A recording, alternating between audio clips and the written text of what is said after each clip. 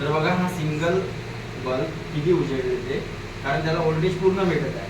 आणि जेव्हा आपण याला सिरीज कनेक्शन मध्ये टाकू तेव्हा किती उजेड देते ते आपण बघू. ठीक आहे. बघा जेव्हा हा सिंगल मध्ये लागलाय, आता तुम्हाला माहिती आहे घरगुती जी लाईन असते डोमेस्टिक लाईन ते कशी असते, पॅरलल कनेक्शन. कोणत्या कनेक्शन? पॅरलल. हा पॅरलल मध्ये आहे तरी पण हा सिंगल आहे, तरी किती उजेड देत आहे. आता याला आपण काय करू, सिरीज मध्ये टाकू. ठीक आहे. आता बघा 3 बल्ब आहेत, तर याच्यापेक्षा तिप्पट उजेड द्यायला पाहिजे, पण देईल का?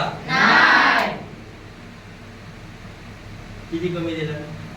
अरे दिला. म्हणजे काय झाला, व्होल्टेज काय झाला तिघांमध्ये समजलं. म्हणजे या तिघांच्या व्होल्टेजची बेरीज करून तर या पॉइंटवर जेवढा व्होल्टेज होता तेवढा व्होल्टेज, आणि जेव्हा सिंगल लावलं तेव्हा पूर्ण व्होल्टेज कोणाला गेला, एकाला गेला. समजलं.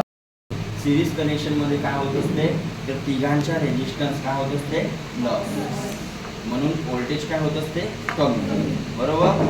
आता तुम्ही असा टाईपच्या कनेक्शन कुठं पाहिलं असाल, जे दिवाळीमध्ये सिरीज राहते पाहिल्या, सिरीज राहते पाहिल्या, त्याच्यामध्ये अशा टाईपच्या कनेक्शन राहते सिरीज मध्ये. जर त्या सिरीज मधला एक जरी बल्ब बंद पडला तर पूर्णची पूर्ण लाईन का होत असते, म्हणजे अगर इथं जर कनेक्शन इकडे नसेल, इथला कनेक्शन आपण काढला तर समोर जाईल का करंट?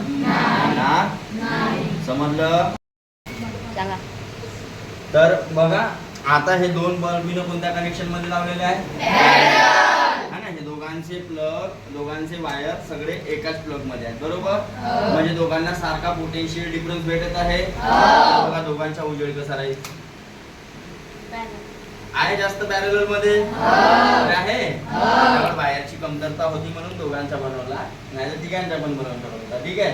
पण दोघांना आता पोटेन्शियल डिफरन्स कसा आहे दोघांचा, आता काय डिवाइड झाला, करंट. ठीक आहे.